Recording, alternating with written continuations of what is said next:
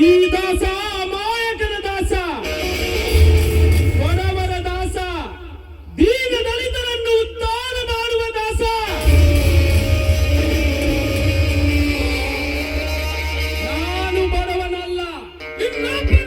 ಕೈ ಚಾಚಿ ತಿನ್ನುವನಲ್ಲ.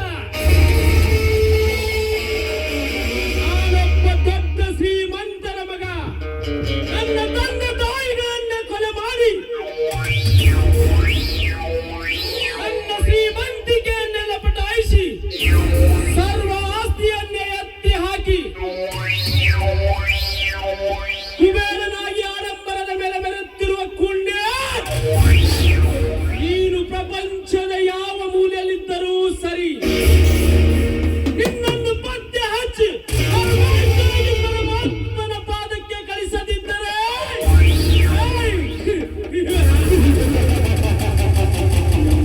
ನನ್ನ ಹೆಸರು ದಾಸ ಅಲಿಯಾಸ್ ದೇವದಾಸನೇ ಅಲ್ಲ.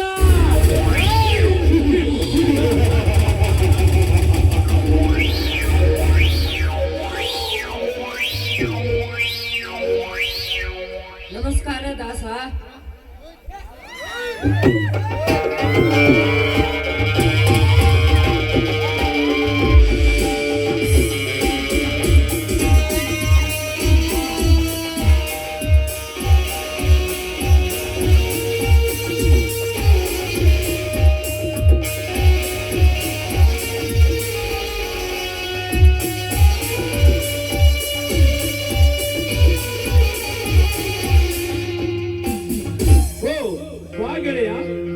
ಅಪರೂಪಕ್ಕಾಗಿ ಈ ದಾಸನ ಭೇಟಿಗೆಂದು ಬಂದಿರುವೆಯಾ? ಏನಿಲ್ಲ ದಾಸ, ಒಂದು ವಾರದ ಹಿಂದೆ ಬೆಂಗಳೂರಿನಲ್ಲಿ ಪೊಲೀಸ್ ಇಂಟರ್ವ್ಯೂಗೆಂದು ಕರೆದಿದ್ದರು. ಅಲ್ಲಿಗೆ ಹೋದೆ. ಅಲ್ಲಿ ಮೆಡಿಕಲ್ ಪರೀಕ್ಷೆಯಲ್ಲಿ ಪಾಸ್ ಆದೆ. ಆದರೆ ಮುಂದೇನಾಯ್ತು ವಿಜಯ್? ಎಲ್ಲದರಲ್ಲೂ ಫಸ್ಟ್ ರ್ಯಾಂಕ್ ಪಡೆದ ನನಗೆ 1,00,000 ರೂಪಾಯಿ ಲಂಚವನ್ನು ಕೇಳಿದರು ದಾಸ. ಲಂಚವನ್ನು ಕೊಡೋದಕ್ಕಾಗೋದಿಲ್ಲವೇ?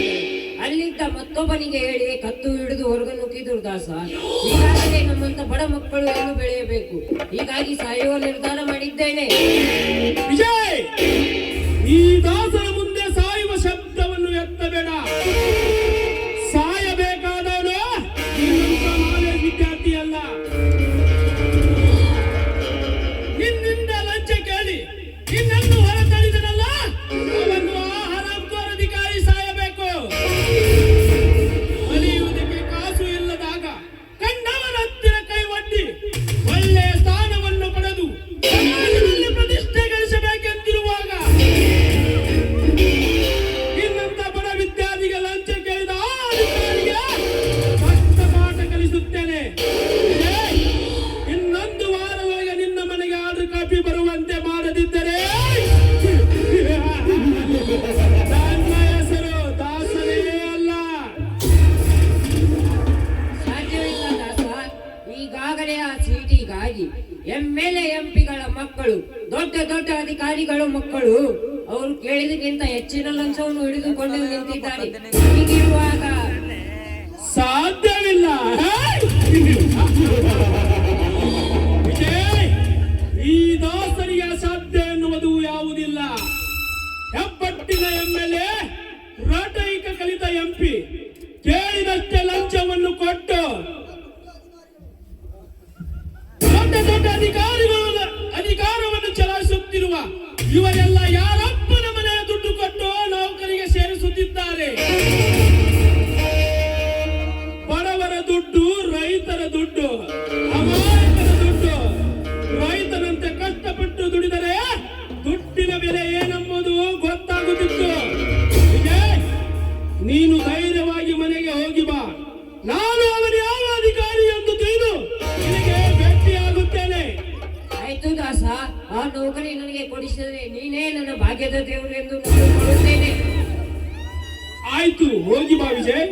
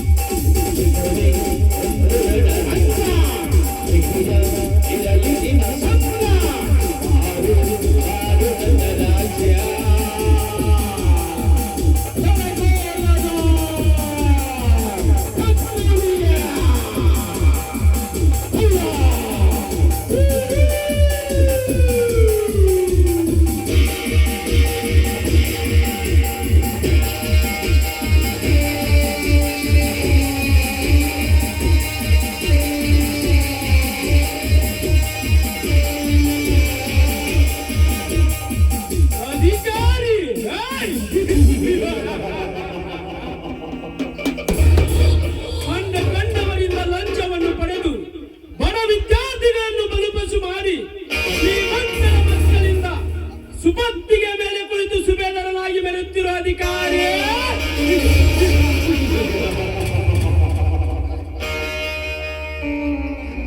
ಇಂದಿನಿಂದ ಈ ದಾಸನ ಕೈಯಲ್ಲಿ ಆಗಬೇಕು ನೀ ಬೀದಿ ಬಿಕಾರಿ.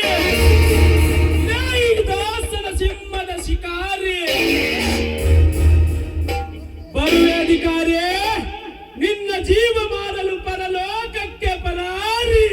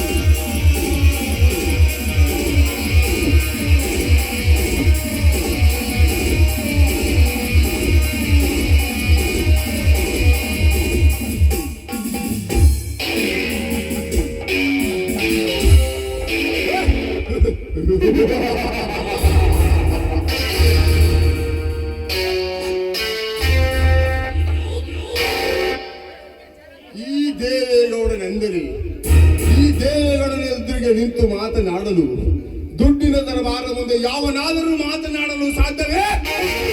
ಈ ದೇವೇಗೌಡನೆಂದರೆ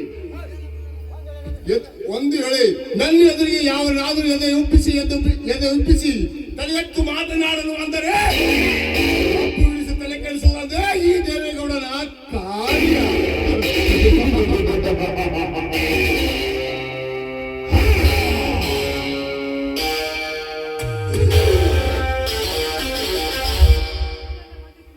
ಈ ನನ್ನ ಬಂದೂಕಿನಿಂದ ಯಾವನಾದರೂ ಬಂದರೆ ರಕ್ತದ ಕಾರಂಜಲ್ಲಿ ಹರಿಸಬಿದರೆ ಈ ದೇವೇಗೌಡನ ಕಾರ್ಯ.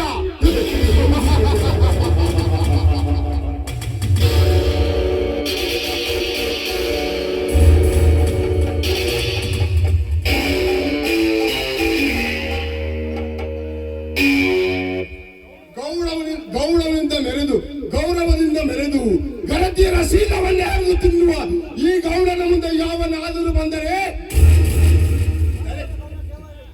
ದೇವೇಗೌಡನೊಂದು ತಲೆ ಕೆಡಿಸಿ ಬಂದರೆ ಹರಿದು ತಿನ್ನುವುದೇ ಈ ಗೌಡನ ಕಾರ್ಯ.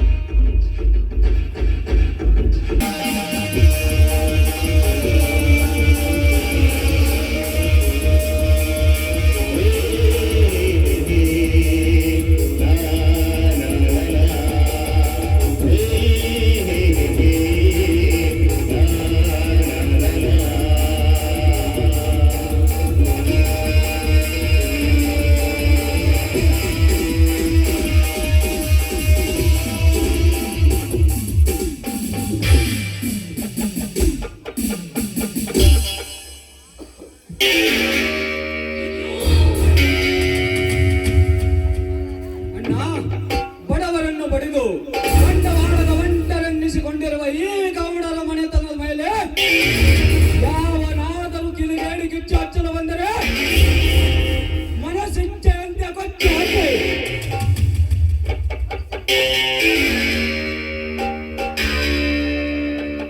ಮನಸ್ಸಿಗೆ ಬಂದಂತೆ ಮೆರೆಯೋದೊಂದೇ ಈ ಗೌಡರ ಕಾರ್ಯ.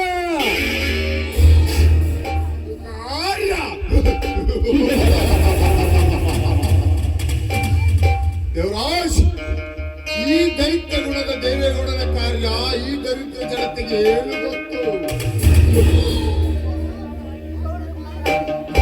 ಇಲ್ಲ ದೇವರಾಜ್, ಆ ಬಡಪಾಯಿಗಳಿಗೆ ಏನು ಗೊತ್ತು ಈ ದೈತ್ಯ ಗುಣದ ದೇವೇಗೌಡನ ಕಾರ್ಯ?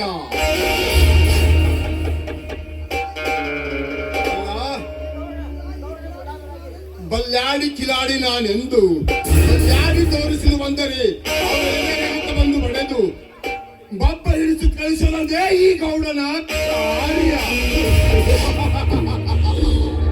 ಅದಕ್ಕೇನಂತ ಮೊನ್ನೆ ನಿಂಗಪ್ಪನಂತೆ ನಿಗರಾಡೆ ವೀರಪ್ಪನಂತೆ ವೈರತ್ವ ತೋರಿಸಲು ಬಂದ ಆ ಪ್ಲೇಟ್ ಬದಲನನ್ನು ಹಾಡುವಾಗಲೇ ಕೊಲೆ ಮಾಡಿದೆ. ನರಸತ್ತ ಶಂಕರಂತೆ ನೋಡುತ್ತಿರುವ ಜನರೊಬ್ಬರು ಬಂದು ತಡೆಯಲಿಲ್ಲ ಈ ದೇವರಾಜನನ್ನು. ತಡೆಯುವುದು ಅಷ್ಟೇ ಅಲ್ಲ ದೇವರಾಜ್, ನಿನ್ನ ಬಗ್ಗೆ ಯಾವ ಅಧಿಕಾರಿಗಾದರೂ ಸುಳ್ಳು ಕೊಟ್ಟರೆ ಈ ಗೌಡರ ಅಂದರಿನಲ್ಲಿ ಅಲೆದಾಡಲು ಕೂಡ ಜಾಗವಿಲ್ಲ.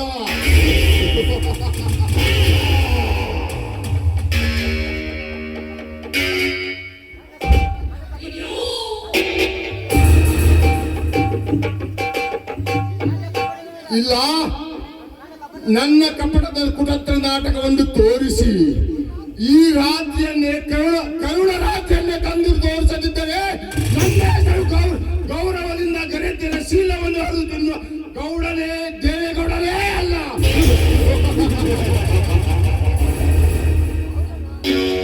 ಹೌದಣ್ಣ, ಹೆದರಿದರೆ ಹೆದರಿಸುವ ಜನ, ಎದ್ದು ನಿಂತರೆ ತಿರುಗಿ ಓಡುವ ಜನ ತುಂಬಿರುವ ಈ ಸಮಾಜದಲ್ಲಿ ನಾವೇಕೆ ಸಂಪನ್ನರಾಗಿ ಬಾಳಬೇಕು? ನಮ್ಮ ಸೇಡಿಗೆ ಸವಾಲು ಹಾಕಿ ಎದೆಯೊಪ್ಪಿಸಿ ಮೆರೆಯುವ, ಕ್ಷಣ ಕ್ಷಣಕ್ಕೂ ಕಿಡಿಕಾಡುವ ಕಡು ವೈರಿಯ ಎದೆಯನ್ನು ಬಗೆದು ವಂಚಿತರಾಗಿ ಬಾಳಬೇಕು ಈ ಬಲಿಗ ಸಮಾಜದಲ್ಲಿ. Correct Devaraj, correct. ಅನ್ನ ಇಲ್ಲದವರಿಗೆ ಅನ್ನ ಕೊಟ್ಟು, ದುಡ್ಡು ಇಲ್ಲದವರಿಗೆ ದುಡ್ಡು ಕೊಟ್ಟು, ಕಷ್ಟದಲ್ಲಿವರಿಗೆ ಹಣದ ಸಹಾಯವನ್ನು ಮಾಡಿ ತೋರಿಸಿ ಕಾಪಾಡಿಕೊಂಡು ಬಂದ ಈ ಗೌಡರ ಮನೆತನದ ಮೇಲೆ ಯಾವನಾದರೂ ಕಣ್ಣೆ ಮುಚ್ಚಿ ಬಂದರೆ ನಾಯಿಯಂತೆ ಬೊಬ್ಬೆದ್ದು ಬಗಳಲು ಬಂದರೆ ಬೊಬ್ಬ ಇಳಿಸಿ ಕಳಿಸುವುದಂದ್ರೆ ಈ ಗೌಡನ ಕಾರ್ಯ.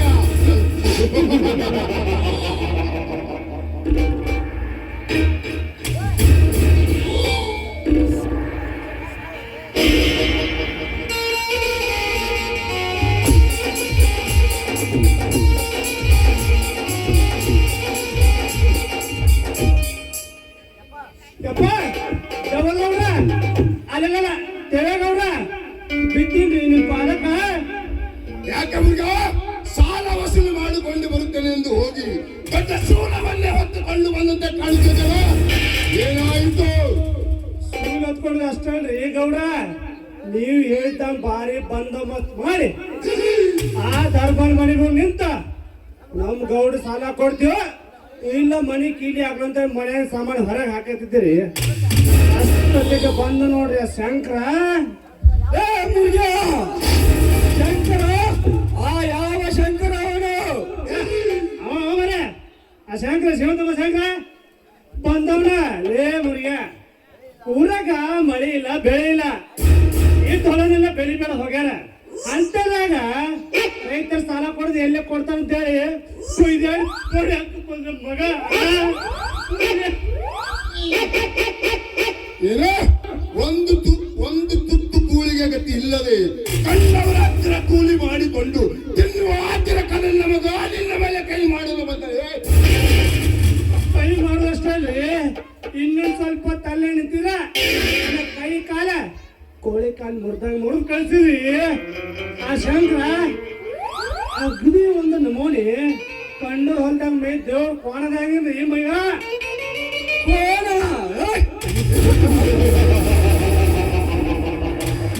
ಮುರುಗೇಶೆ, ಕಂಡವರ ಹೊಲದಲ್ಲಿ ಮೈದ ಕೊಪ್ಪೇರಿದ ಕೋಣ ಕೊನೆಗೆ ಸುಣ್ಣದ ನೀರನ್ನು ಕುಡಿದು ಘಟ ಸೇರಿಕೊಳ್ಳಲೇಬೇಕು.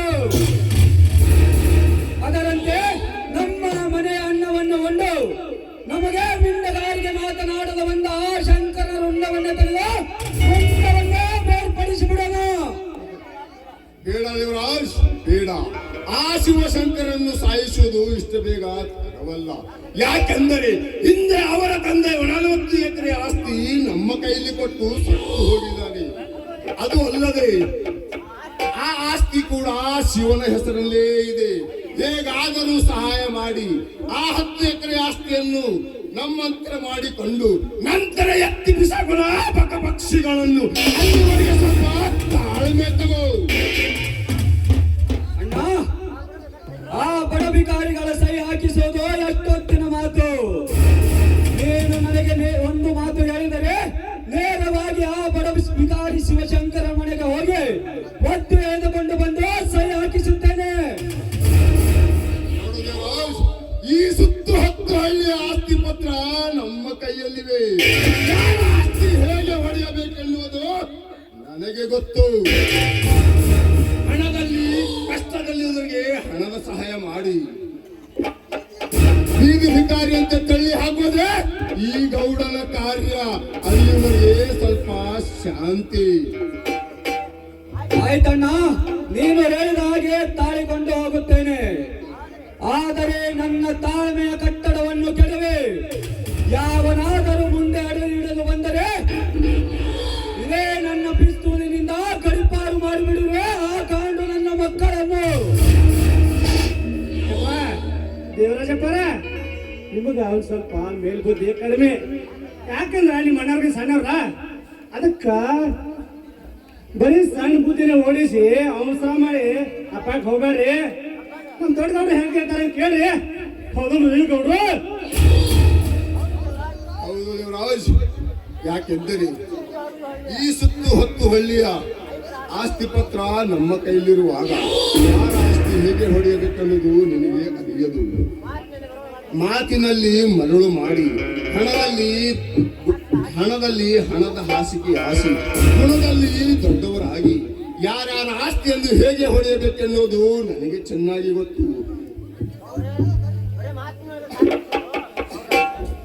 ಗೌಡ, ಬರೇ ಮಾತಿನಾಗ ಮಾತು ಮುಗಿಸೋದು ಬ್ಯಾಡ್ರಿ.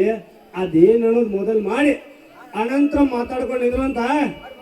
ಈಗ ಬರ್ರಿ ತೋಟದ ಮನೆ ಹೋಗಿ ಹೆಣ್ಣಿನ ಕ್ಯಾರ ನೋಡುವಂತ. ಮುರುಗೇಶಿ, ನಡೆ ಮುರುಗೇಶಿ, ಹೋಗೋಣ. ಹಕ್ಕಿಗಳ ಹಾರಾಟ ಕಾಣದೆ ಬಹಳ ದಿನವಾಗಿತ್ತು. ನಾವು ಆ ಹಕ್ಕಿಗಳನ್ನೇ ಹಾರಾಡಿ ಮಜಾ ಮಾಡೋಣ. ಹೌದ್ಗ